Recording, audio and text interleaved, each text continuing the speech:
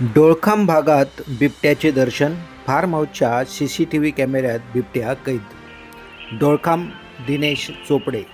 शहापूर तालुक्यातील डोळखाम परिसरात पुन्हा एकदा बिबट्या गाव वस्तीत फिरत असल्याचे सिद्ध झाले आहे.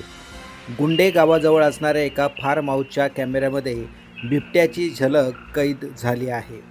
काही दिवसांपूर्वी बिबट्याने डोळखाम परिसरातील अनेक गावांमध्ये वाड्यांमध्ये दहशत पसरवली होती. आता पुन्हा मुसळधार पावसात बिबट्याचे दर्शन झाल्याने डोळखाम परिसर पुन्हा हादरला आहे.